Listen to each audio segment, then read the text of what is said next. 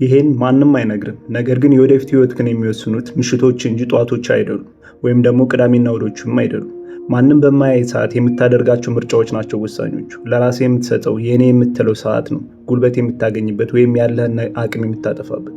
መጀመሪያ ላይ አልታየኝም ነበር። በምሽት ሳላቅ አቅሜን በዝምታ እያጠፋው ነበር። የትም ወጥቼ አልጨፍርም ወይም ለየት ያለ ነገር አላረግም ነበር። ዝም ብዬ ስልኬን በመጎርጎር ያለማቋረጥ ቪዲዮዎችን በማየት ሳይርበኝ በመብላት ነገ ውጤታማ ሆናለሁ እያልኩ ለራሴ የዋሸው ግን ምንም ነገር ሳላረግ ጊዜን አባክን ነበር።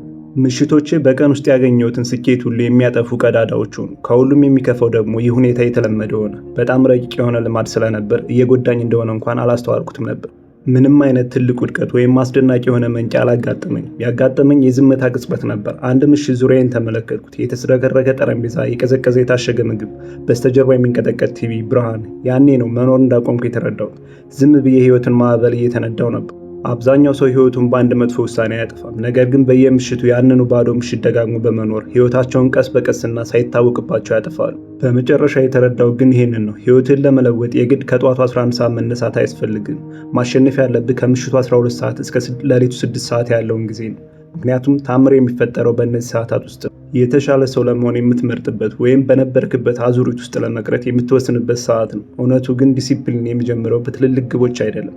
ቀኑ አንተ እንዲቆጣጠር መፍቀድ አቁመህ ሌሊቱ መቆጣጠር ስትወስን ነው። ይህን ደግሞ በጥቂቱም ቢሆን ማድረግ ስትጀምር ሁሉም ነገር መቀየር ይጀምራል። ስለዚህ ከራሴ ጋር ቃል ገባሁ። ከእንግዲህ ዝም ብሎ የሚያልፍ ምሽት፣ የባከነ ጊዜ አይኖርም። በአንድ ጊዜ አንድ ለውጥ ብቻ፣ ምንም ከባድ ያልሆነ ግን የማይቋረጥ ለውጥ። ያ ጉዞ በእነዚህ 8 ለውጦች ጀመረ።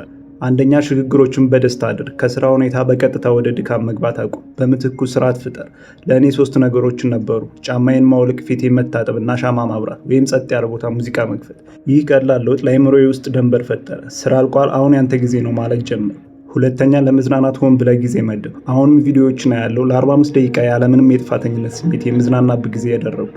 ያ ሰዓት ሲያልቅ ግን እነሳለሁ። ምክንያቱም ጊዜ በንቃት ካልተጠቀምክበት ሳታውቀው በከንቱ ታጠዋለህ። ሶስተኛ፣ ሁለተኛ ጠዋት ፍጠር። ጠዋት ላይ ለስራ ምን ያህል ትኩረት እንደምትሰጥ አስብ። ትታጠባለህ፣ ትዘጋጃለህ፣ ታቅዳለህ።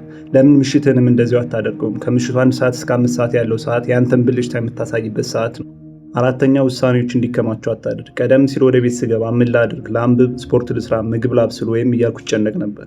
ብዙ ውሳኔዎች አይምሮን ያደክማሉ። በመጨረሻም ቲቪ ከፍቶ መቀመጥ ይሆናል። ስለዚህ ቀላል አድርገው። በምሽት የማደርጋቸው ብለህ 2 ወይም 3 ተግባራት ዝርዝር ብቻ ያዝ። ከነዛ አንዱን አድርግ። አምስተኛ፣ ምንም መረጃ የማትቀበልበት ሰዓት ይኑር። በየምሽቱ ቢያንስ 1 ሰዓት ያለ ስክሪን፣ ያለ ምንም መረበሽ የምትቆይበት ጊዜ መድብ። ያ ጊዜ ማስታወሻ የመጻፍ፣ የመራመድ ወይም ዝም ብሎ ከራስ ከሀሳብ ጋር የመቀመጥ ጊዜ ነው። ሁልጊዜ መረጃ የምትሰበስብ ከሆነ ነገሮች መፍጠር አትችልም። ካልፈጠርክ ደግሞ አታድግ። 6ኛ፣ መብራቶችን ቀንስ። ይህ በጣም ቀላል ቢመስልም አይምሮን ይቀይረዋል። መብራቱን መቀነስ ቀስ በል የሚል ምልክት ለሰውነት ይሰጣል። ሰውነት ይዝናናል፣ ሀሳቦች ይረጋጋሉ። 7ኛ፣ ለነገው ማንነት ስጦታ ስጥ። በየምሽቱ መጨረሻ ላይ ለነገው ማንነት እንዲህ ትንሽ ነገር ማድረግ ጀመርኩ በል። ልብሶችን ማዘጋጀት፣ ጠረጴዛ ማጽዳት ወይም የነገውን ስራ ዝርዝር መጻፍ።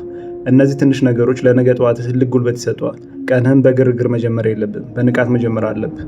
8ኛ፣ ስክሪኖችን ለማቆም ጥብቅ ሰዓት ይኑር። ከመተኛት 1 ሰዓት በፊት ምንም ስክሪን አትንካ። መጀመሪያ ላይ ከባድ ይሆናል፣ በኋላ ግን እንደ ጨዋታ ነው። ስልክህን በአናሎግ ነገሮች ተካ።